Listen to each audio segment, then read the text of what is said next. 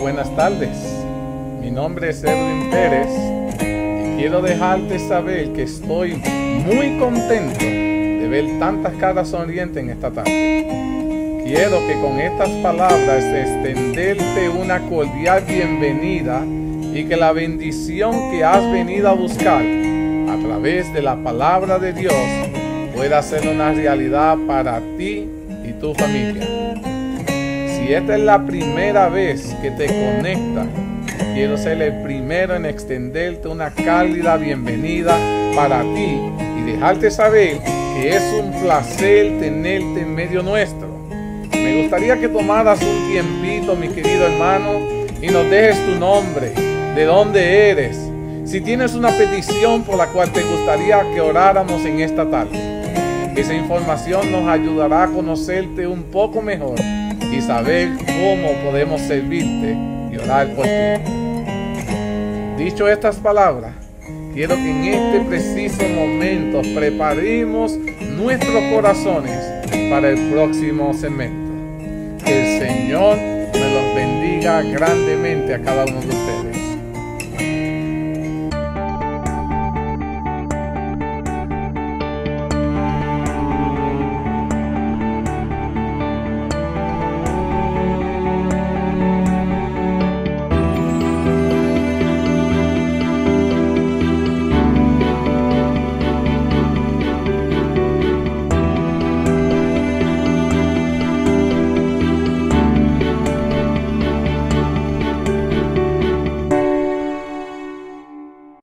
Our gracious Father in heaven, Father, we come to your throne of grace, thanking you, praising and blessing your name. We come to you, Lord, thanking you for this beautiful Sabbath day that you created for us. Thank you for being with us today. We thank you for your protection, for your direction, for your mercy and your grace. We come to your throne of grace, Father, in Jesus' name, asking the forgiveness of our sins. We also invite you to come to be with us, that the Holy Spirit be with us today, Lord, as we are speaking about you and we're reading about you, that we might understand the message that you have for us today. I ask you a blessing in each and every one of us. And also, Lord, I know that there's a lot of prayer requests, Lord, even though we didn't say them. I ask that you provide for each and every one of us healing physically, emotionally, and spiritually. And I provide our needs according to thy will. Thank you, Father, in Jesus' precious name. Amen. Feliz sábado, mis queridos hermanos. Estamos continuando con la serie Historia de la Redención.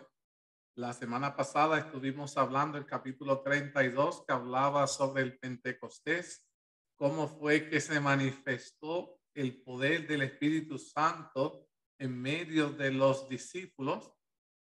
Discutimos los requerimientos que tuvo que tener el pueblo de Dios para que se pudiera manifestar el poder del Espíritu Santo en medio del pueblo. Y sabemos que la promesa del poder del Espíritu Santo ha sido extendida también para nuestro tiempo. Viene siendo lo que nosotros llamamos la lluvia tardía. Y habíamos discutido que así como los discípulos cumplieron aquellos requerimientos en aquel entonces, en especial la unidad, nosotros, el pueblo adventista, debiéramos estar haciendo los mismos pasos que tomaron los discípulos de Dios para recibir el poder del Espíritu Santo. Hablamos también de la importancia de recibir el Espíritu Santo, y Dios lo da con el propósito de capacitarnos, de prepararnos y darnos autoridad para dar testimonio del poder de Dios y cómo Dios puede transformar la vida de cada uno de nosotros. Hablamos también del don de lengua, cómo Dios lo utiliza para que pueda ser un medio de comunicación, de entendimiento, no de confusión. Y queremos exhortar a cada uno de ustedes de que los que no pudieron estar la semana pasada, que puedan ir al video nuevamente y estudiar ese tema, que es sumamente importante que lo podamos entender. En el día de hoy vamos a estar hablando del capítulo 33 del sanamiento del paralítico. Lleva como título este capítulo. Está basado en el libro de Hechos, capítulo 3 y el capítulo 4, donde se narra la historia de este paralítico. Y este evento, cabe señalar que sucedió poco después que los discípulos recibieron el Espíritu Santo. Y tenemos que mencionarle esto, dado las cosas que vamos a hablar, por qué pudieron suceder estos milagros. Dice que inmediatamente después de un periodo de ferviente oración, tanto Pedro y Juan habían ido al templo para rendirle culto a Dios y vieron a un paralítico pobre y angustiado allí en la entrada del templo. Y la primera pregunta que les quiero hacer, si ustedes se recuerdan, ¿qué edad tenía esta persona y qué había sido el único conocimiento sobre la vida que él había tenido? ¿Qué edad tenía cuando se tomaron con los discípulos? How old he was? He was 40 years old. 40 years old. Tenía 40 años. ¿Y qué era lo único que él aprendió de la vida? Nothing, pain and misery. Muy bien. Había conocido de la vida solo el dolor, la enfermedad y el sufrimiento por muchos años, mis queridos hermanos.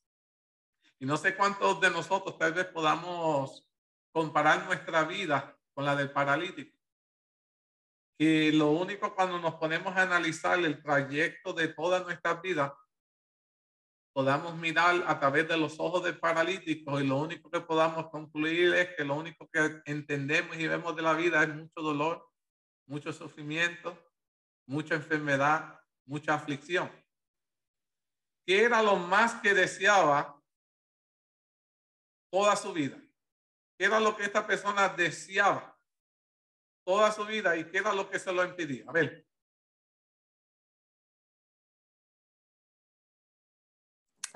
He wanted to go see Jesus to be healed, but he couldn't do it because obviously he was paralytic.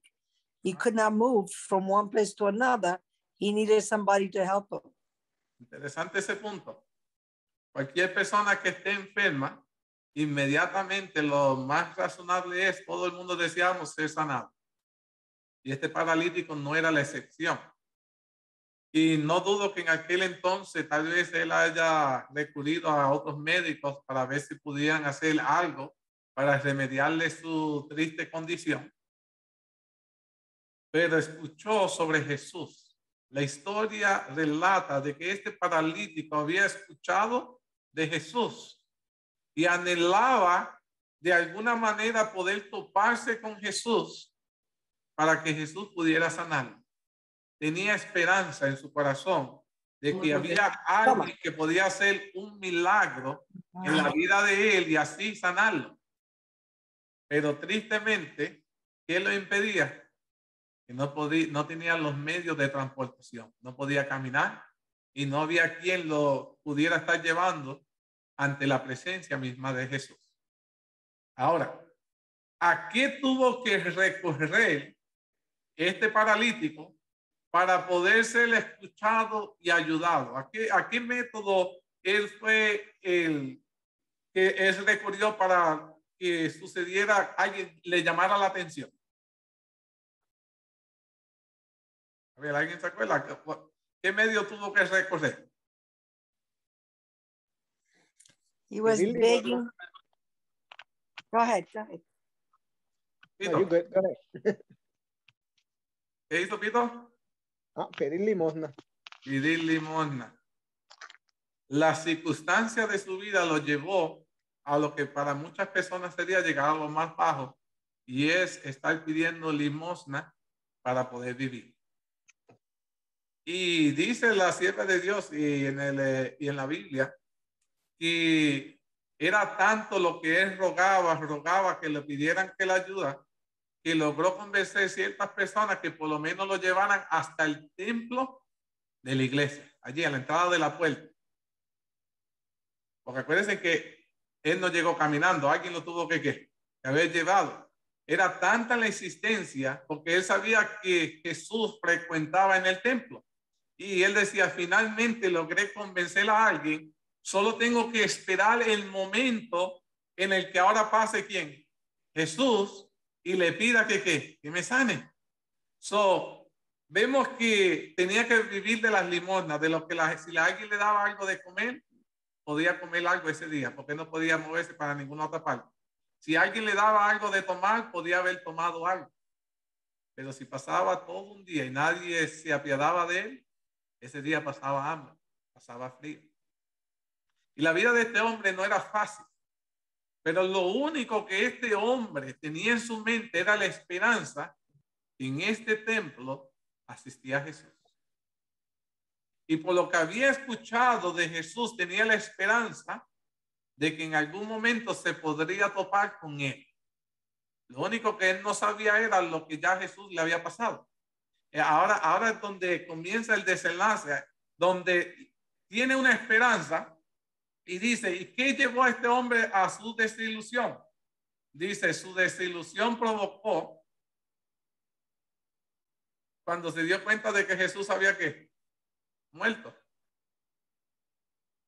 Ahora, póngase ustedes en la situación, tantos años con una enfermedad, lidiando la situación vergonzosa en lo más bajo, esté pidiendo ayuda, que alguien me ayude a limpiar, me ayude a alimentar, que me provea aquí, me muevan para acá.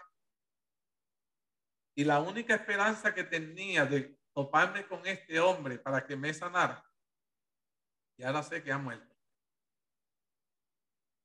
No sé cómo sería el mundo de nosotros, how it would flip, cómo cambiaría esta situación de que lo único que tú esperabas que podía ser tu solución ya no lo es. Y así ahora se topaba este hombre. Ahora sabía que no había esperanza, que lo único que le quedaba era vivir de las limosnas hasta el día que se topara con la muerte. Ese era ahora el fin de esta persona, porque no había ningún otro medio por el cual él podía ser sanado.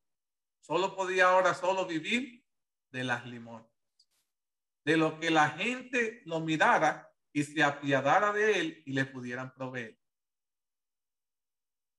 Se desilusionó, provocó la piedad. Dice, provocó la piedad de los que sabían por cuánto tiempo había esperado con ansia ser sanado por Jesús, de manera que lo traían cada día al templo para que los que por allí pasaban pudieran darle una limosna que aliviara a algo sus actuales necesidades. Entonces pasó algo bastante sorprendente. En vez de que pasara Jesús, esta vez pasaron Pedro y Juan. ¿Y qué pasó cuando esta persona se topó con Pedro y Juan? ¿Qué tú crees que este hombre le pidió a Pedro y Juan? Pues le estaba pidiendo, ¿tú me entiendes? Que lo pasaran adentro, ¿no? Y entonces pues ellos le dicen, ¿cómo es? No tengo ni oro ni plata, pero lo que tengo, ¿sabes? A Jesucristo, pues eso te ofrezco. Y en el nombre del Señor, pues quedó sano él. Por su fe. Amén. Pero miren en esto, él no le pidió a los discípulos que lo sanaran, porque él sabía que el único que podía sanarlo era ¿quién? Jesús. So, cuando se topó con los discípulos, lo único que le pidió fue lo mismo que le pedía a todas las personas. Una limosna. Le pidió una limosna. Los discípulos, dice la sierva de Dios, que contemplaron con compasión al paralítico. Y no sé lo que ustedes entienden cuando ustedes escuchan la palabra compasión, pero en el término bíblico la palabra compasión es cuando tú miras la situación de alguien y te conmueves a tratar de hacer algo para aliviar la situación de esa persona. Jesús siempre sentía compasión por los demás y por eso tú ves que detrás del acto de compasión había una acción de parte de Jesús para aliviar la necesidad por la cual cada uno de nosotros estábamos pasando. Y los discípulos, ahora que estaban llenos del poder del Espíritu Santo, también estaban llenos de compasión, mis queridos hermanos. Y nosotros como pueblo adventista, una característica que tiene que reinar en medio de esto es la compasión. ¿Cómo es posible que tú puedas pasar por el lado de alguien que tiene hambre, que tiene sed, que tiene frío, que tiene alguna necesidad y nosotros podamos hacer algo para saciarla y decidamos no hacerlo? Dice la palabra de Dios que tanto Pedro y Juan, fijando en él los ojos, les dijo, míranos, como dijo Pito, no tengo oro ni plata, pero lo que tengo te lo doy. En el nombre de Jesucristo de Nazaret, y ese nombre, déjenme decirle que el paralítico lo conocía, porque la razón por la cual él yacía frente al templo era cuando su esperanza estaba que si se topaba con Jesús sería sanado. Y cuando ellos le dicen, en el nombre de Jesús de Nazaret, levántate y anda, ¿cuál fue la reacción del paralítico? Se puso a debatir con los discípulos. No, es que tengo dolor, dame la mano a ver si me puedo levantar. ¿Cuál fue la reacción del paralítico? ¿Ustedes piensan? Of course, he jumped up. Sebi dice que brincó. Miren, déjenme decirle. Cuando los discípulos comenzaron a decirle que no tenían ni oro ni plata, ya ese hombre ya se estaba decayendo. Ya, porque era lo que escuchaba de la mayoría de la gente. Ay, no tengo cambio, no tengo dinero, no tengo un pedazo de pan, no tengo nada que darte. Era lo que normalmente todo el mundo le decía. Y cuando se topa con estos discípulos que comienzan a decirle, no tenemos oro ni plata, ya él decía, ok, they cannot do nothing for me. Ellos no van a poder hacer nada por mí. Pero le dijo, lo que sí tenemos, we're gonna give it to you. Lo que sí tenemos, te lo vamos a dar. Entonces él dijo, fíjate, hay algo que estos discípulos tienen y están dispuestos a dármelo. Y escucharon el nombre de Jesús, mis queridos hermanos. Y yo les voy a decir algo de antemano. Si en la vida espiritual no lo has entendido, en el nombre de Jesús hay poder. Just to mention his name, solo al mencionar el nombre de Jesús, hay poder. Poder para sanar, poder para restaurar, poder para transformar. El nombre de Jesús, mis queridos hermanos, sacia cualquier necesidad que tengamos tu vida. Y fue lo único que le ofreció a estos discípulos. En el nombre de Jesús, levántate y anda. Dice que el rostro de ese pobre hombre demudó cuando oyó decir Pedro también que era pobre, pero resplandeció con fe y esperanza cuando el discípulo terminó sus sentencias y tomándolo por la mano derecha, dice que le levantó. Y en el mismo momento, cuando los discípulos lo tocan y lo están ayudando a ponerse de pie, dicen que los pies comenzaron a firmarse. Porque no sé si ustedes han visto una persona que ha estado paralítica por muchos años, los pies, los músculos, los huesos se atrofian. Pierden la capacidad de movilidad, se quedan tiesos. Y dicen que cuando él se pone de pie, los pies, los tobillos, todos se afirmaron, se acomodaron, tomaron forma y comenzó a saltar de alegría. Se puso en pie y anduvo y entró con ellos en el templo, andando, saltando y alabando a Dios. Alabado sea Dios, mis queridos hermanos. Cuando nosotros vamos al templo de Dios, entramos con ese espíritu y ese gozo de alabarlo. Dice que todo el pueblo comenzó a ver al hombre andar. Y cuando la gente vieron a este hombre que toda la vida andaba mendigando frente a la iglesia, comenzaron ahora las personas a alabar a Dios. Entendieron que el milagro procedió de Dios. Y les reconocían que era el que estaba sentado al pie de la limosna a la puerta del templo. Y se llenaron de asombro y espanto por lo que había sucedido. Ahora, Sabemos que los hermanos de la iglesia, muchos se alegraron, reconocieron que fue de parte de Jesús. Ahora quiero hacerle otra pregunta.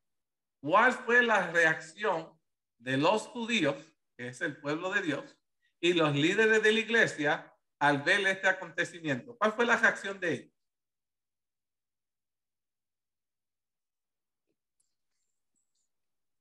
They were very surprised that the disciples could do just the same thing as Jesus did, miracles. So, ellos estaban sorprendidos de que los discípulos pudieran hacer los mismos milagros que hacía su maestro. ¿Y por qué ustedes piensan que su reacción fue así, de sorprenderse? Porque Jesús había muerto. Porque Jesús había muerto y ellos pensaban que una vez Jesús muriera, los discípulos no iban a tener ninguna potestad de hacer milagros y de hacer nada de esas cosas. Muy bien. Y ahora, pregunta que le hago, porque tenemos que traer estos temas a nuestra actualidad.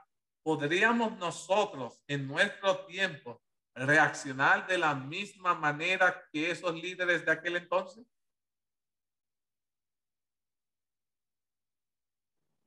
Por supuesto que sí. ¿Qué cosa nos llevaría a pensar de esa manera? ¿Qué cosa nos empujaría a rechazar un milagro de Dios? ¿Qué cosa nos llevaría a rechazar las cosas hechas por Dios?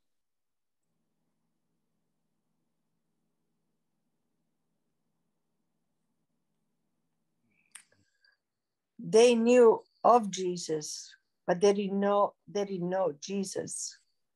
Okay. It's the same thing with us. If we know of Jesus and we never really have experienced him in our lives, then when we see miracles, we don't believe. Bien.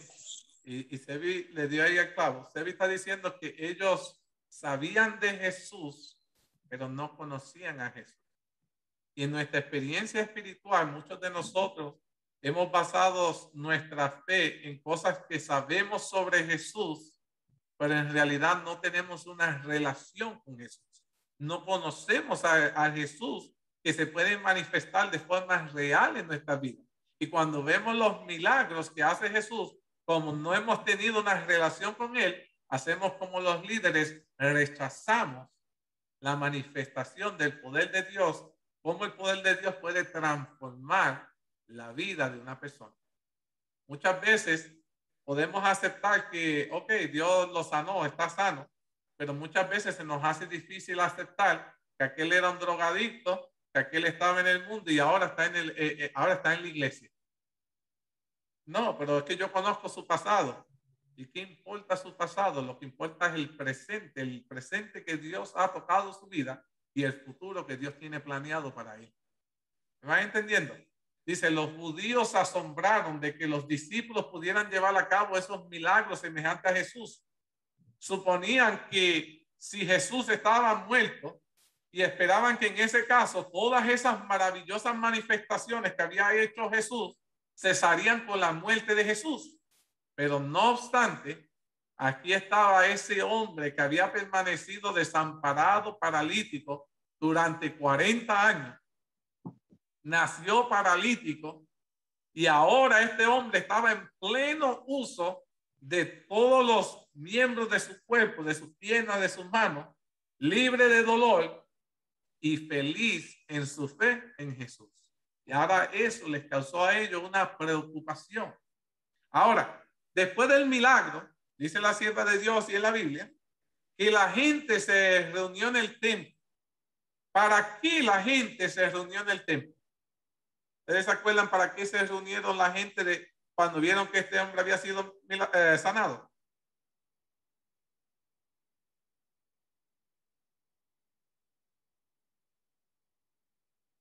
To hear them speaking. Muy bien, para escucharlos a ellos hablar. Dice, después de este milagro, la gente se reunió en el templo y Pedro le dirigió las palabras en una parte del recinto sagrado de la Biblia, mientras Juan le hablaba de otra parte de la Biblia. Y toda la gente les preguntaba y querían conocer sobre Jesús. de cómo Jesús podía también tocar y transformar las vidas de ellos.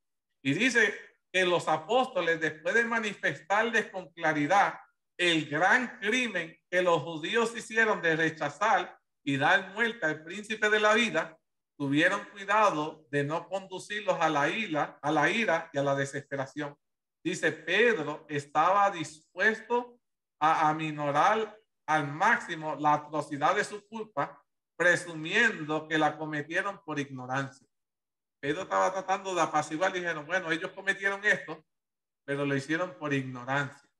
Les dijo que el Espíritu Santo los invitaba a arrepentirse de sus pecados y a convertirse, que no había esperanza para ellos aparte de la misericordia de Cristo, a quien ellos habían crucificado. Sus pecados podían ser cancelados por la sangre solamente, por la fe en Jesucristo. Y comenzaron a dar testimonio allí a todos los feligreses y pusieron a los líderes prácticamente en una situación bastante difícil. Entonces, cuando ellos estaban predicando, después de haber hecho este milagro y ellos estaban predicando, cuenta la historia que los apóstoles terminaron presos. ¿Cuál fue la razón para que los apóstoles terminaran presos? A ver, ¿cuál fue el crimen que cometieron los apóstoles para que ellos fueran presos? El milagro. El milagro. ¿Quién más? ¿Qué ustedes piensan? ¿Cuál fue el crimen que ellos cometieron que lo metieron preso? They were preaching about the resurrection of Jesus. Muy bien. Miren todos estos puntos. Dice que la predicación de la resurrección de Cristo y que por medio de la muerte de Cristo y la resurrección, finalmente todos los muertos saldrían de sus tumbas, conmovió profundamente a los saduceos, que eran los estudiosos de la Biblia. Y dicen que los saduceos creyeron que su doctrina favorita estaba en peligro y que su reputación había sido puesta en tela de juicio. Entonces, algunos de los funcionarios, los líderes del templo y el capitán de la guardia de ese recinto eran saduceos también, eran de los estudiosos de la palabra. Entonces dice que el capitán, con la ayuda de algunos saduceos, detuvieron a los dos apóstoles y los puso en la cárcel, puesto que era demasiado tarde para que sus casos fueran considerados en esa noche. Interesante el punto, que la razón por la cual terminan presos los discípulos es porque ellos sienten que la doctrina de ellos fue puesta en peligro. El mensaje que estaba predicando los discípulos de Dios, palabra de Dios, fue la causa para que ellos terminaran en la cárcel. ¿Por qué quiero resaltar este punto? Y muchas personas me dirán, ay, Edwin, vas a desanimar a la gente para que se animen a predicar y exponer la palabra. No, mis queridos hermanos. Al contrario, tienes que entender una realidad. Por querer hablarles a las personas de Jesús, por querer manifestar lo que Jesús puede ser en la vida de ellos, por querer demostrarle que muchas de las iglesias se han desviado de la palabra de Dios, muchas personas vendrán sobre ti a atacarte. Recibiremos persecución, pero la cárcel, mis queridos hermanos, no es nuestro fin. La muerte, mis queridos hermanos, no es nuestro fin. Y ahí es donde nosotros tenemos que entender, los seguidores de Jesús, que nuestro fin no se detiene aquí en la tierra, sino lo que Jesús puede hacer con nosotros.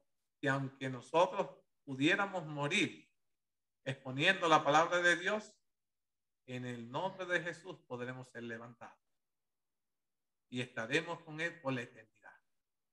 Y es por esa razón que los discípulos tenían eso claro y no temían a las consecuencias por las cuales estaban siendo procesados. Entonces dicen que al día siguiente, Pedro iba a ser juzgado delante de Anás y Caifás. Entonces, ¿qué pasó al día siguiente?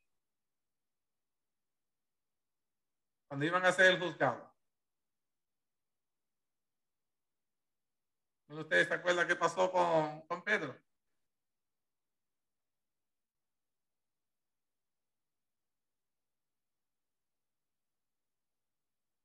Dice la sierva de Dios, dice que al día siguiente, Anás y Caifás, con otros dignatarios del templo, se reunieron para juzgar a los prisioneros que les fueron traídos a su presencia. En esa misma instancia y en presencia de esos mismos hombres, Pedro había negado vergonzosamente a su Señor anteriormente. Todo ello apareció en la mente de Pedro cuando él había negado a Jesús anteriormente. Cuando Jesús más lo necesitaba, Pedro se recordó cómo él lo negó. Entonces ahora Pedro tenía una segunda oportunidad. Y yo alabo y glorifico a Dios porque Dios nos da también a ti y a mí una segunda oportunidad. Y ahora Pedro tenía la oportunidad de redimir la malvada cobardía que tuvo en aquel entonces. Dice que ahora el grupo se hallaba allí presente, recordó la parte que había desempeñado Pedro en el juicio de su maestro y se alegró con el pensamiento de que podrían intimidarlo con amenaza de prisión y muerte. Ellos dijeron, oh, nosotros nos acordamos de que este negó a Jesús cuando se vio en el aprieto de que pudo haber ido preso o de que podía morir. Entonces podemos tratar de otra vez amenazarlo para que él deje de estar predicando, porque se recordaron de la vida pasada de Pedro. Y muchas veces nosotros vamos a ser juzgados por la vida pasada nuestra, por los errores que hemos cometido aún dentro de la iglesia. Pero yo alabo y glorifico a Dios porque Dios te da la oportunidad de enmendar esos errores. Dice, pero el hombre que había negado a Cristo en la hora de su mayor necesidad era el discípulo impulsivo y confiado en sí mismo, muy distinto al Pedro que se encontraba ahora frente al Sanedrín para ser examinado ese día. Pedro se había convertido. Ahora Pedro desconfiaba de sí mismo y ya no era el orgulloso fanfarrón que antes había. Ahora Pedro estaba lleno del poder del Espíritu Santo. Y por medio del poder del Espíritu Santo, había llegado a ser una firme roca en Cristo Jesús, valiente, aunque modesto, al magnificar la obra a su Señor. Estaba Pedro listo para hacer desaparecer la mancha de su apostasía al honrar el nombre de una vez que él había negado. ¿Por qué los sacerdotes querían evitar a toda costa hablar sobre la cruz y la resurrección de Jesús? Ellos estaban a toda costa tratando de evitar que se tocara esa parte del tema. Y la razón era, dice, hasta ese momento los sacerdotes habían evitado mencionar todo con respecto a la crucifixión, a la resurrección de Jesús. Pero ahora, para poder ellos cumplir su propósito, se vieron obligados a interrogar al acusado acerca del poder mediante el cual habían llevado a cabo una notable curación del paralítico. ¿Cuáles fueron las palabras que utilizó Pedro, que estando lleno del poder del Espíritu Santo explicó cómo ellos sanaron a este hombre? ¿Cuáles fueron las palabras del discurso de Pedro? ¿Alguno de ustedes se acuerdan?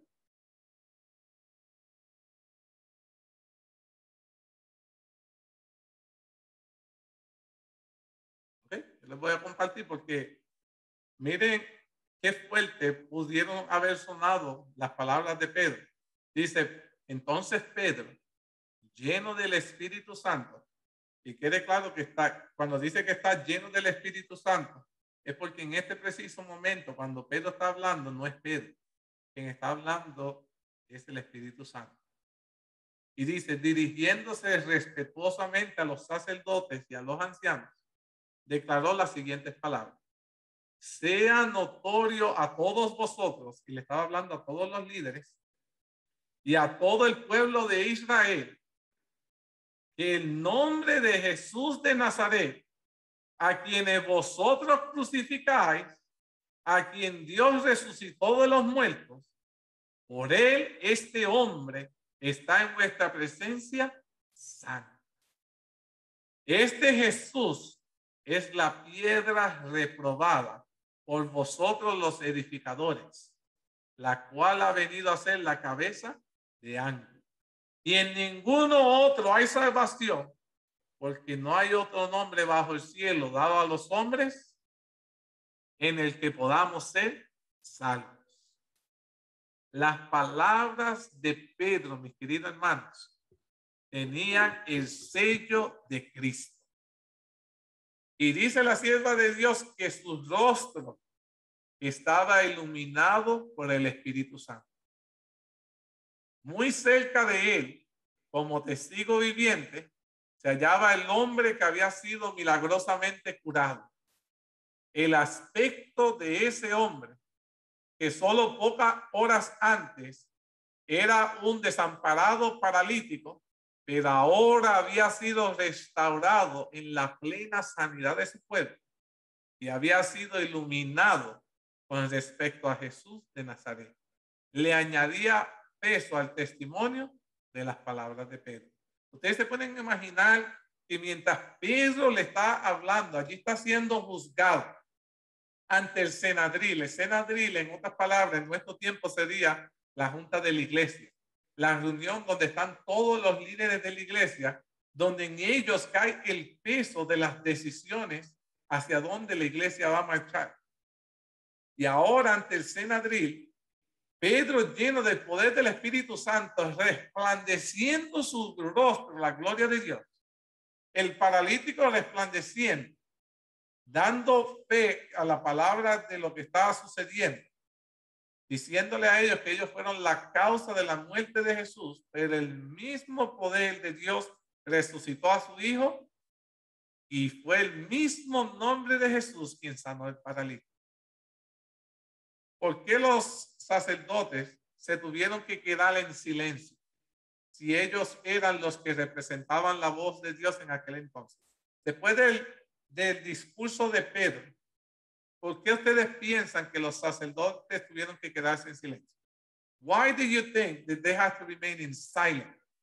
Si nosotros sabemos que ellos eran la voz de Dios en aquel entonces, ¿por qué ahora, después de este discurso, ellos permanecieron en silencio? Because when you hear the truth, there is no words that you can say anymore. David dice, porque cuando tú escuchas la verdad, no hay otra palabra que tú puedas decir que pueda contradecirles. Interesante ese punto. La sierva de Dios dice un detalle. ¿Alguien más tiene un comentario de por qué tuvieron que permanecer en silencio? Quizás, Edwin, también quizás el testimonio del paralítico también dio peso a esa declaración de Pedro. Muy bien. Pito, ¿tenía un comentario? Y ellos eran, como es, no tenían estudios, ¿sabes? Que no, ahí era donde el Espíritu Santo estaba trabajando, porque Pedro y Juan no tenían, ¿cómo es?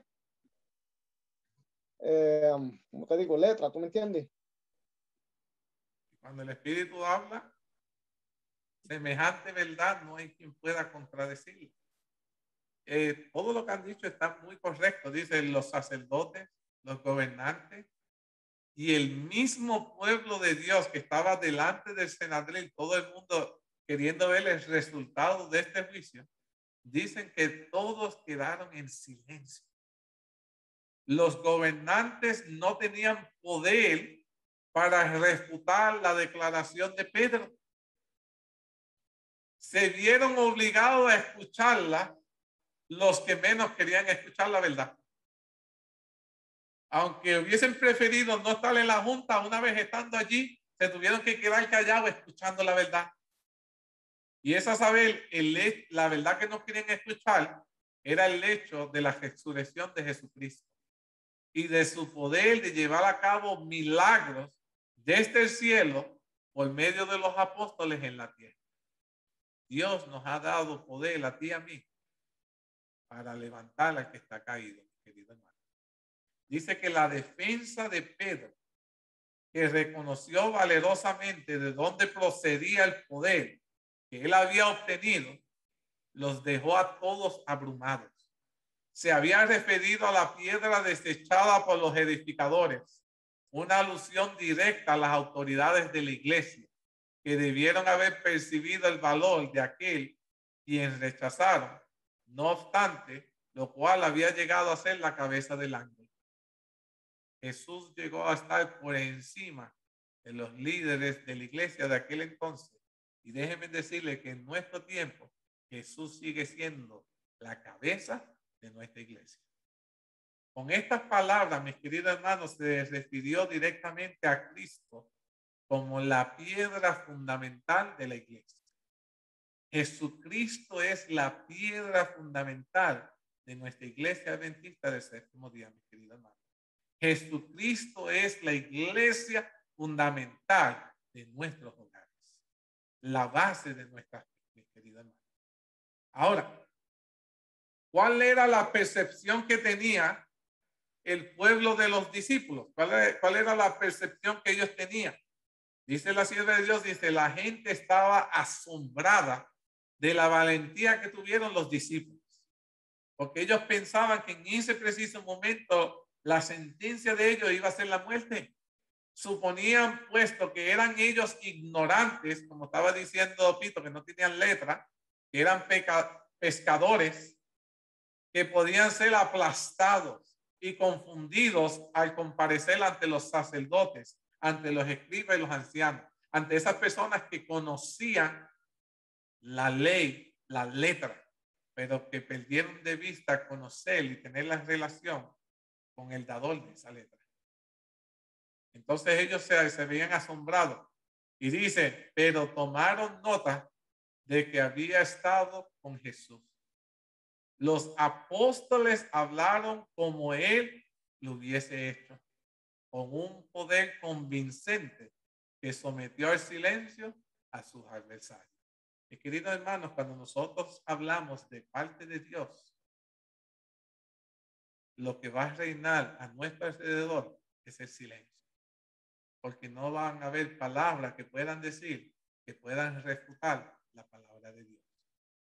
Pero nosotros tenemos que, cuando hablamos la palabra de Dios, tenemos que hablarla con un poder convincente.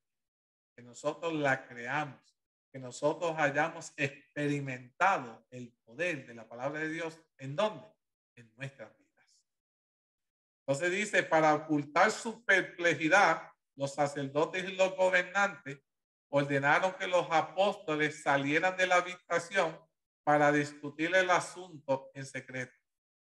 A lo que ellos tomaban la decisión de cuál iba a ser la sentencia.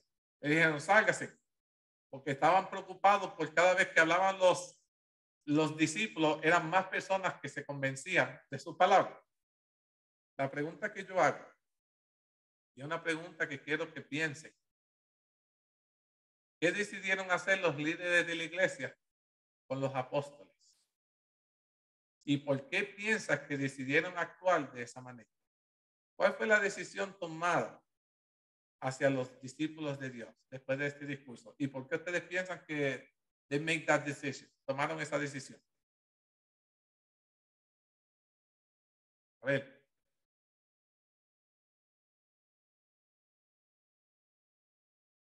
¿No se acuerdan cuál fue que decidieron? Of course, the way they wanted to kill Jesus, they wanted to do the same with the apostles, but they decided to punish them. Why do you think they decided to do it that way? Because they were afraid of the people.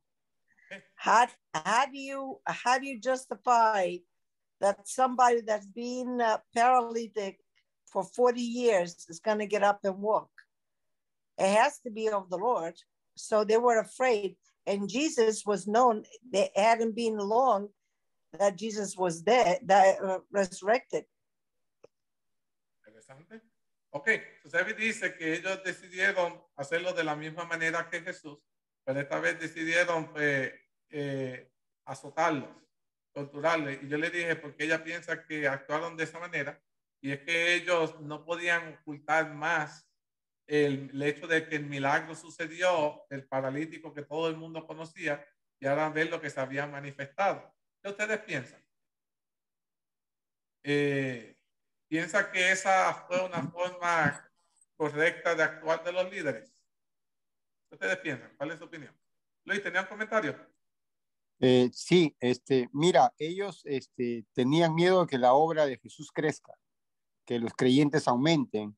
Entonces eso iba a ser desgracia para ellos. Entonces por eso también actuaban de una manera para poder aplacar lo que estaba creciendo, ¿no? ¿Y tú piensas que esa forma de pensar y de actuar de los líderes era una forma correcta? No, lógico que no, era incorrecta, ¿no? Pero, pero Pedro y Juan y todos los apóstoles actuaban en el nombre de Jesús. Entonces, ese poder que tenía Jesús a través de ellos, que lo manifestaba y que fue el milagro, fue el paralítico, permitió que ellos vean que a pesar de que Cristo estaba muerto, todavía vivía y que había resucitado y que ese poder se manifestaba en cada uno de nosotros cuando somos fieles a Dios. Y pienso que todos estamos de acuerdo de que los líderes actuaron de forma incorrecta. Me gustaría saber si algunos de ustedes pudieran compartir su opinión de cómo debió haber sido la forma correcta de actuar de estos líderes. Si ustedes hubiesen sido los líderes de aquel entonces, si hubiesen querido hacer las cosas de manera correcta, ¿cuál debía haber sido la acción tomada que ustedes piensan que hubiese sido la forma apropiada como líderes de la iglesia que somos de actuar en esa situación? Escuchamos el discurso, sabemos que lo hemos hecho malo, nos cantó las verdades en la cara, estamos en el medio del bochorno del pueblo, pero ¿cuál sería la forma correcta como líderes haber actuado en esa situación? Yo creo, Edwin, que tenían que haber tomado la misma actitud que tomó Pedro, ¿no? El arrepentimiento y al mismo tiempo reconocer que el poder de Dios es un poder que realmente está vivo, ¿no? Entonces, Pedro reconoció su error y tuvo la oportunidad de poder enmendar ese error. Y ellos también tenían la oportunidad de hacer lo mismo. Ante ese punto, ¿alguien más tiene alguna opinión de cómo debió actuar los líderes de forma correcta en esa situación? Estamos hablando de que prácticamente los apóstoles acaban de decir los errores que tú cometiste, los pecados que tú cometiste, el crimen que tú cometiste, y ahora tú estás en el derecho de juzgar la situación de ellos, pero tú quieres tomar la decisión correcta. ¿Cuál sería esa decisión? ¿Alguien más? What would be the right thing to do? The right thing to do would be to repent and unite with the apostles. But you know, when there is jealousy, and the devil is the one who's telling you what to do, you do completely the different thing. You do the contrary of what you're supposed to do. Muchas gracias, Sebi. Muchas gracias, Luis. Sebi menciona que ellos debieron unirse arrepentirse, como dijo Luis, y unirse con los discípulos, pero muchas veces cuando nosotros sentimos celos, envidia, esos celos, esas envidias no nos permiten tomar las decisiones correctas. Hacemos lo contrario a lo que es correcto cuando estamos siendo manipulados o dirigidos por el enemigo, aunque muchas veces quisiéramos hacer lo correcto, no lo hacemos.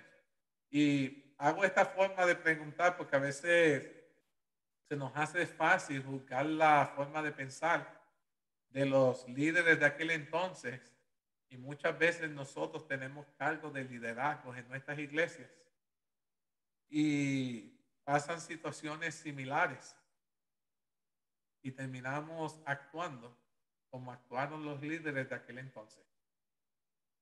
Y quiero hablar directamente al corazón de cada uno de los que hemos sido llamados a liderar algún grupo, a la iglesia, a ciertos cargos que nosotros tenemos. Que como líderes quiero recordarnos a todos que no somos perfectos. Somos humanos, podemos caer, podemos cometer peores fallas que los que están fuera en el mundo. No estamos exentos de cada una de ellas. Pero si hay algo que es sumamente importante como hijos de Dios que tenemos que entender, es que tenemos que arrepentir. Tenemos que reconocer nuestras faltas y no pensar que porque estamos ocupando un puesto de responsabilidad somos mejores que los demás, o que tenemos que ocultar nuestros pecados, porque qué vergüenza que yo estando en un cargo como este y tengo un pecado que no sé manejar, cuando debieras tú confesarlo y buscar ayuda para que las cosas puedan cambiar. Y tristemente, como dijo Sebi, el orgullo, nuestra forma egoísta, nos impide muchas veces aceptar que cometimos el error. Y mientras más tiempo pase que no aceptemos que cometimos el error y seguimos tratando de ocultando el pecado, peor la situación de la iglesia, de los feligreses que tienen tus miradas puestas en ti. El afecto que tú comienzas a causarle es mucho mayor.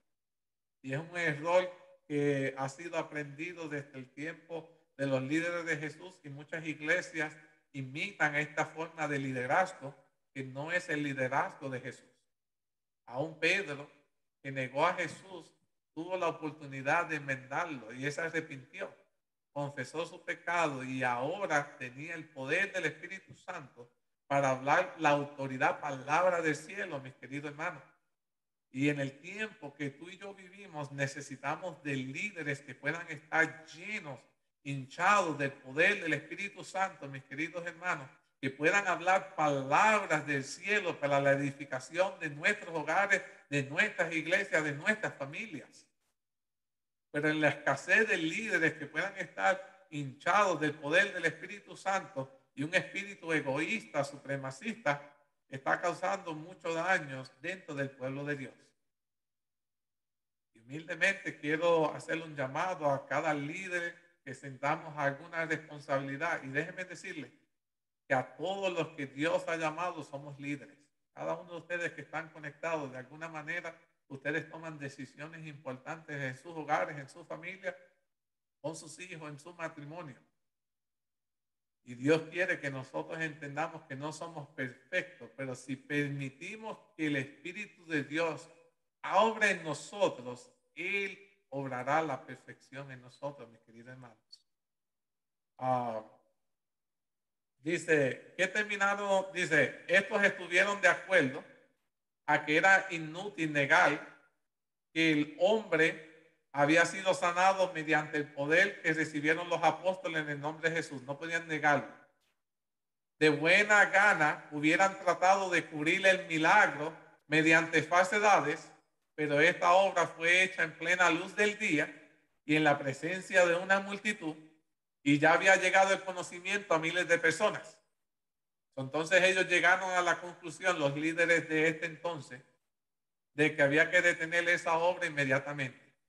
Pues en el caso contrario, Jesús lograría muchos creyentes, a lo que seguiría su propia desgracia y serían culpables del asesinato del Hijo de Dios. Entonces, ¿qué terminaron haciendo los líderes? ¿Y por qué piensas que los llevó allí? Dice, a pesar de su disposición a destruir a los discípulos, no se atrevieron a hacer nada más grave que amenazarlos con los más tremendos castigos si seguían enseñando o haciendo obras en el nombre de Jesús. En otras palabras, they blackmailed them, los amenazaron. A lo que Pedro y Juan declararon osadamente de su obra, la había sido confiada por Dios, y que no podían hacer otra cosa que hablar lo que habían visto y oído. No nos importa sus amenazas, nosotros solo vamos a hablar lo que hemos visto y lo que hemos oído. De buena gana los sacerdotes hubieran castigado a estos nobles hombres por su inquebrantable fidelidad a su sagrada vocación, pero temían al pueblo, porque todos estaban glorificando a Dios por lo que habían hecho. De modo que después de repetir sus amenazas y prohibiciones, dejaron a los apóstoles ir en libertad. Y muchas veces, mis queridos hermanos, aún los líderes haciendo cosas buenas, detrás de sus acciones siguen siendo malas. Voy a dar un ejemplo. Estamos viendo que ellos dejaron libres a los apóstoles, pero en verdad querían azotarlos, querían castigarlos, pero por miedo a que la gente se fueran a enojar con ellos, para quedar bien delante del pueblo, los dejaron libres. Y muchas veces, aquí es donde estamos entrando nuevamente en aguas profundas, y quiero hablar con mucho respeto a los líderes. ¿Qué motiva tus buenas acciones? ¿Qué motiva lo bueno que haces en la iglesia? Lo haces para que el pueblo esté contento, no se agite, quieres mantener tu popularidad, o tus acciones están siendo movidas porque hablas lo que has visto y lo que has oído de parte de Dios. Detrás de tus acciones, ¿cuáles son los propósitos? ¿Dónde están tus intenciones, mis queridos hermanos? Aunque puedes estar haciendo buenas obras, si las intenciones detrás de ellas no son puras, son rechazadas por Dios.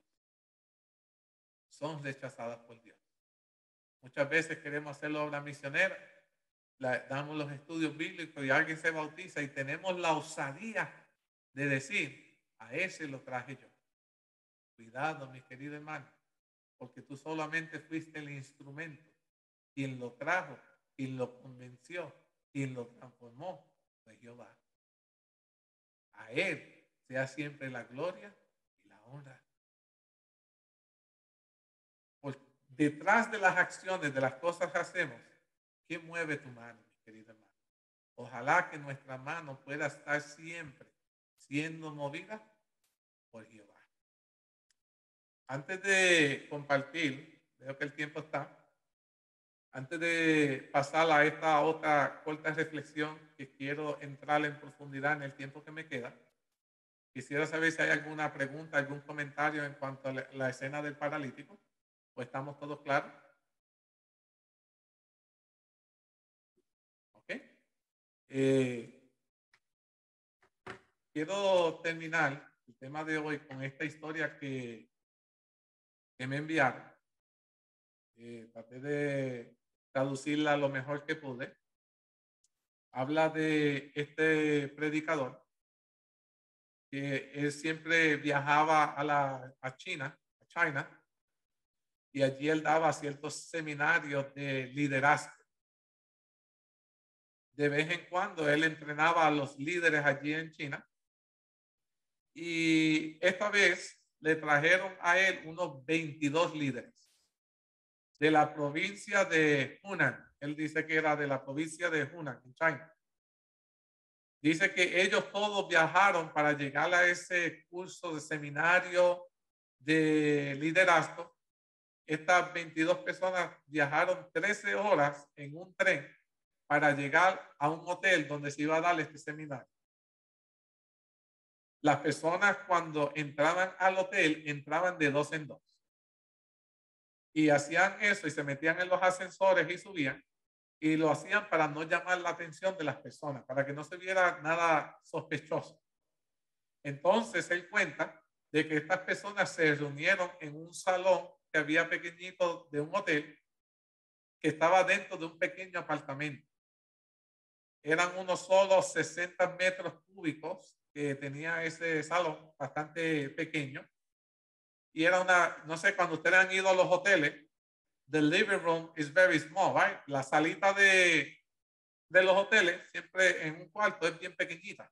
Apenas solo hay un sillón. Y dice que estaban allí, no tenían aire acondicionado, el piso era duro de madera y estaban los 22 líderes allí sentados. Algunos en el sillón, otros en el piso, sin aire, todos sentaditos. Y él también señala que cuando él comenzó a dar los entrenamientos, allí en China se empieza desde las 8 de la mañana y tú no terminas de dar las clases hasta las 5 de la tarde. Es completo, una vez empieza hasta las 5 no se termina. Y prácticamente estás enseñando todo el día. Los 22 estudiantes estaban allí sentados, 22 líderes, y él comenzó a mirar a su alrededor y él les hizo la siguiente pregunta que me llamó la atención. Dice, si fuéramos atrapados, ¿qué me pasaría a mí por estar enseñándoles a ustedes? Entonces los chinos lo miraron y le dijeron, oh, bueno, a ti te deportarían de vuelta para América en 24 horas. En menos de 24 horas te deportarían. No podrías volver aquí. Y a nosotros nos meterían en la cárcel, en prisión por 3 años. Y él le dijo, oh, ustedes están bromeando. ¿Cuántos de ustedes han ido en prisión por su fe? Y de los 22 líderes que estaban allí, 18 levantaron la mano. Y él decía, no puede ser, ¿cómo es posible que ustedes ya han ido a la cárcel? Y los miró y le dijo, ustedes 22, ¿a cuántas personas, ustedes que son líderes, a cuántas personas ustedes están a cargo de supervisar? Porque son líderes de grupos pequeños, líderes de iglesias clandestinas en Juna. Y dijo, ¿a cuántas personas ustedes supervisan? Entonces cada uno comenzaron a contar, bueno, en mi grupo tenemos tanto, aquí tanto, aquí tanto. Y cuando hicieron el cálculo, ellos dijeron, bueno, un poquito. Nosotros estamos a cargo a más de 20 millones de personas. Y él dijo, ¿cómo? Y él dice, wow, a mí se me olvidó que en la China hay más de 1.3 billones de personas. Y ellos están a cargo de 20 millones. Él decía, esto es una locura. Bueno, él decía, yo solo tengo 15 Biblias para ofrecerlas a ustedes, o él las pasó. De las 22 personas, solo 15 recibieron Biblia. Y él les dijo, vamos al libro de Segunda de Pedro, versículo 1, y seguimos leyendo hacia adelante. Entonces él vio que cuando él repartió la Biblia, él vio que una señora cogió, cejó la Biblia y se la pasó a la persona que estaba al lado. Él dijo, interesante. Y cuando comenzó a leer la Biblia, entendió por qué la señora hizo eso. Se dio cuenta de que esa señora se había memorizado todo el capítulo. Ella simplemente recitó el capítulo completo de memoria. Cuando el instructor terminó, se acercó en el receso a la señora y le dijo, wow, recitaste de memoria todo el capítulo. Ella dijo, oh sí, me he memorizado muchos de los capítulos de la Biblia. Y él le dijo, ¿dónde memorizaste tantos capítulos? No puedo creer que tú te los memorizaras. Y ella dijo, oh, me los memoricé cuando estuve en la cárcel, cuando estuve en la prisión. Y entonces le dijo, oh, pero ¿acaso a ustedes no les confiscan la Biblia cuando los meten en la cárcel? Y ella dice, sí. Así que la gente, cuando van a la cárcel a visitarlo, ellos escriben un papelito, la Biblia, un capítulo, en un pedazo de papel y se los llevan. Y así, poquito a poquito, van introduciendo capítulo por capítulo en la cárcel. Entonces, el líder del seminario les pregunta, pero si a ustedes les consiguen el pedacito de papel, ¿no se los confiscan? Y ella le dijo, oh sí, eso sí es cierto, no los confiscan. Y es por eso que tan pronto tú recibes el papelito en tu mano, te lo tienes que memorizar lo más rápido que puedas, antes de que te descubran que tienes el papelito. Porque aunque ellos te quiten el papel, escucha lo que dice la señora, porque aunque ellos te quiten el papel, no te pueden quitar jamás lo que memorizaste. They could take away the paper out of your hand, but they can never take away what you already memorized. Y el hombre dijo, wow. Después de esos 3 días que él pasó, él dice que él se enamoró de estos líderes, de estas personas. Ya él había terminado el seminario y le dijo, quisiera orar por cada uno de ustedes. Yo me voy a regresar para América. Ustedes han sido muy maravillosos conmigo. Yo quiero orar por ustedes. ¿Cuál sería la petición que ustedes quieren que yo ore por ustedes? Ellos le dijeron, ¿sabes? Ustedes allá en América, ustedes pueden ir a las reuniones cuando quieran. Nosotros no podemos hacerlo, tenemos que hacerlo escondido. Ustedes en América pueden leer la Biblia libremente cuantas veces quieran. Aquí somos confiscados y terminamos en la cárcel. Lo único que queremos es que ores por nosotros para que algún día pueda llegar que nosotros podamos hacerlo como ustedes lo hacen en América. Que podamos tener esa misma libertad de reunirnos, hacer estos planes de liderazgo como ustedes lo están haciendo en América. Cuando este hombre escuchó las palabras de esta gente,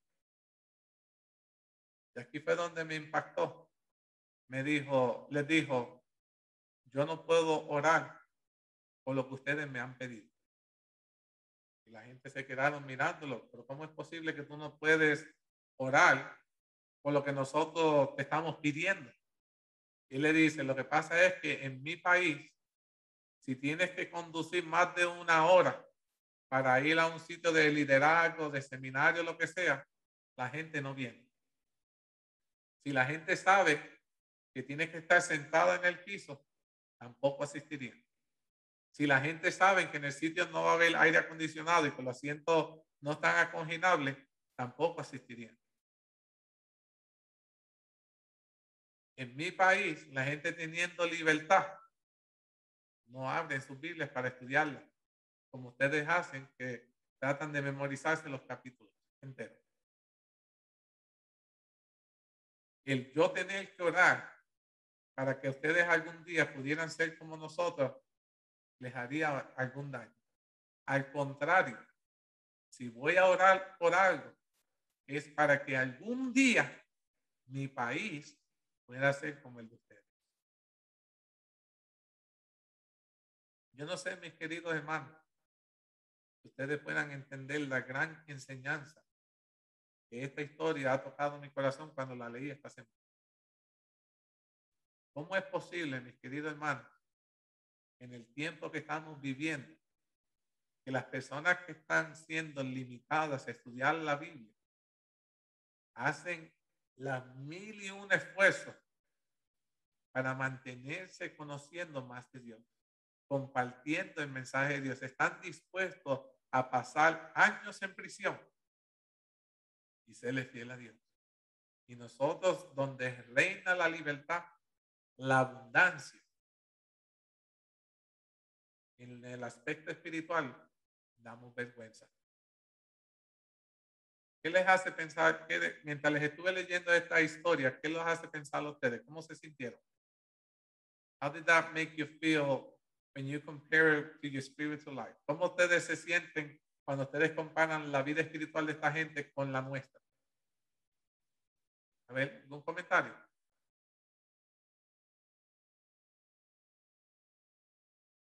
No sentimos nada. My spiritual life could be a lot better because we are so busy with so many things. We let a spiritual life go. But when the people have they have needs, when they're persecuted, they look for the Lord even more. We live in abundance, and we only go to God when we are in need. ¿Alguien más? ¿Cómo podemos comparar esta historia con la nuestra? Bueno, Edwin, yo creo que nosotros estamos viendo una vida muy cómoda y lamentablemente esa comodidad nos ha desviado del camino de Dios. Entonces esta historia nos hace entender que a veces cuando pasamos por momentos difíciles, por situaciones que a veces nos parece que el mundo se cae sobre nosotros, al contrario, nos hace sentirnos que deberíamos acercarnos más a Dios, compartir nuestro dolor, nuestro sufrimiento, nuestras angustias con Él, y esa relación que entablemos con Él directamente, que la mantengamos más frecuente y sobre todo en todo momento a través de la oración, va a fortalecernos para poder entender que en las dificultades es donde Dios se manifiesta mucho más en nuestras vidas, y así nosotros podríamos predicar el Evangelio y llevar el mensaje a otras personas que lo necesitan. ¿Alguien más tiene algún comentario de cómo nos sentimos nosotros comparado nuestra vida espiritual con la de estas personas? ¿Debiéramos hacer algunos arreglos? ¿Qué ustedes piensan? Bueno, a pesar de todo, ¿sabes? Ellos no tienen la misma libertad que nosotros y ellos lo hacen a escondidas y son buenos obreros porque después tienen a su cargo 20 millones de personas. ¿Sí? Y como dices, es mucha la miel y poco los obreros. Y ahí ellos son ¿cómo es? 22, ¿sabes? Son pocos los obreros, pero mira toda la miel que tienen. Es un buen ejemplo. Buen punto ahí. 22 personas a cargo de 20 millones de miembros activos fieles que no le temen a la ley que prohíbe la enseñanza de Jesucristo. Mis queridos hermanos. Y nosotros, en libertad, ¿cuántos sacrificios estamos haciendo para mantenernos activos? Para mantener a otros activos. ¿Me están entendiendo? Mira toda esta gente que han estado ya hasta presos y aún la prisión no los detiene para ser líderes eficientes dedicados a la obra del Señor. Porque ellos han reconocido que quien los llamó, que quien los dotó, que quien los está preparando es el mismo Dios, mis queridos hermanos.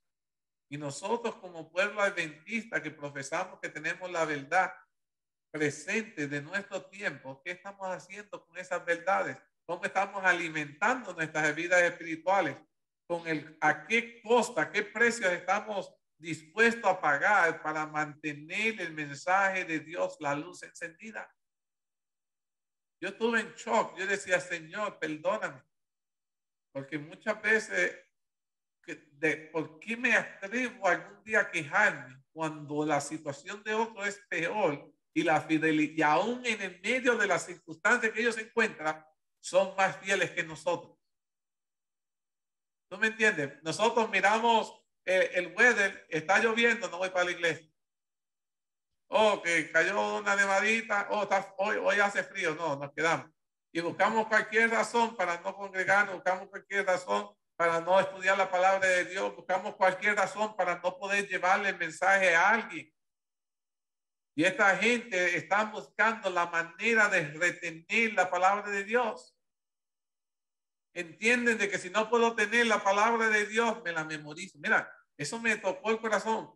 Y la fidelidad con las palabras que ella dice, me pueden quitar el papel, pero no pueden borrar lo que ya memoricé. Mis queridos hermanos, nadie podrá borrar lo que ya tú has leído, lo que ya tú has memorizado.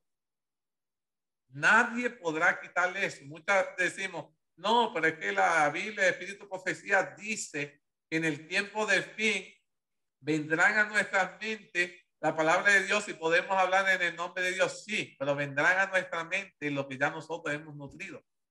Si no hemos nutrido nuestra mente con nada de la palabra de Dios, ¿qué va a venir a tu mente? ¿Qué va a venir a tu memoria? ¿Acaso somos los hermanos de la iglesia que nos nutrimos de lo que así dice el pastor, así dice el anciano, así dice este predicador? Y repetimos las palabras de los predicadores en vez de decir así dice Jehová. Porque muchas personas basan su fe en lo que dicen los predicadores. Y nadie está diciendo que los predicadores están mal, pero estamos diciendo que Dios quiere tener una relación, una experiencia única contigo, mis queridos hermanos. Dios quiere tener un encuentro genuino. Y a mí me da tristeza de ver que hay hermanos míos en otras partes del mundo sufriendo, nutriéndose, buscando la manera de mantener su fe encendida. Y nosotros en la abundancia hacemos el mínimo, mis queridos hermanos. Y yo sé que si cada uno de ustedes se analizaran de forma personal, se dieran cuenta que pudiéramos hacer mucho más de lo que estamos haciendo. We could do even more. ¿Qué nos detiene? We decide not to do it. Nosotros hemos decidido no hacerlo. Eso es lo que nos está deteniendo. Que tú decidiste solo darle a Cristo el mínimo. Y pareciera que estás activo, pero al mínimo. Cuando Dios quiere que tú le des el máximo tuyo. Y aún en el máximo, el Señor te da fuerza para que sobrepases el máximo de lo que pueda hacer. Porque la cosecha es mucho mayor de lo que nosotros estamos trabajando. Somos 9. ¿A cuántas millones de personas pudiéramos alcanzar si trabajáramos siendo dirigidos por el poder del Espíritu Santo. 22 están ministrando a 20 millones y nosotros 9. ¿A cuánto vamos a seguir tratando de ministrar? Yo quiero exhortar, yo quiero animar a través de estas palabras, no que nos sintamos mal, sino que sintamos el deseo de tener un encuentro genuino con Dios. De permitir que la palabra de Dios en el nombre de Jesús pueda sanar a los enfermos. Y en el nombre de Jesús, cuando oremos, podemos transformar la vida de las personas, porque tenemos el poder del Espíritu Santo en nuestras vidas. El Señor nos está preparando. El Señor quiere hacerle una pregunta a estos 9 que estamos conectados. Y la pregunta es la siguiente: ¿puedo contar contigo? Can I count with you? Ojalá, es mi oración, que la respuesta pueda ser: sí, Señor, he aquí, envíame a mí. Quiero que entonces con esto concluir el tema. Si hay alguien que tiene algún comentario en base a los 2 temas que hemos mencionado, en este momento siéntase en confianza, puedes comentar. Si hay alguien que tiene alguna pregunta, también siéntase en confianza. ¿Alguien tiene alguna pregunta, algún comentario? ¿Okay? Entonces vamos ahora. Querido Padre, aquí estamos un grupo de tus hijos. A veces quisiera que fuéramos los apóstoles, que pudiéramos estar llenos del poder del Espíritu Santo y decirle: no tengo oro y plata, pero lo que tengo te doy en el nombre de Jesús. Levántate y anda. Pero muchas veces, al mirar aquí en las Américas, cómo vivimos nuestra vida espiritual, me he sentido como el paralítico, Padre. Como que no nos estamos moviendo. Estamos limonando en nuestra fe. De lo que la gente nos dé aquí y allá, podemos tener algo de esperanza.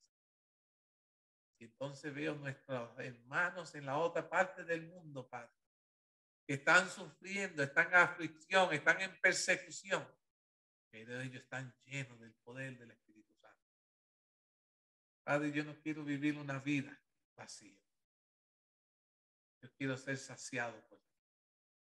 Quiero ser utilizado por ti. Quiero ser un canal de bendición por ti, Padre. En ti puede hacer la gloria y la honra. Gracias te doy por este grupo lindo que se ha reunido. No sé si de alguna manera estoy tratando de ser intencional hoy, Padre. Hacerle entender de que tú no nos has llamado a ser paralíticos. Tú nos has llamado a ser tus discípulos. Tú nos has llamado a tener el poder del Espíritu Santo para librar a aquellos que están siendo poseídos por los demonios. Libertar a aquellos que están siendo dolidos.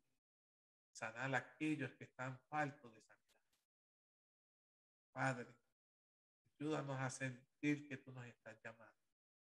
Ayúdanos a aceptar el llamado y dejar que seas tú el que obre en cada uno de nosotros.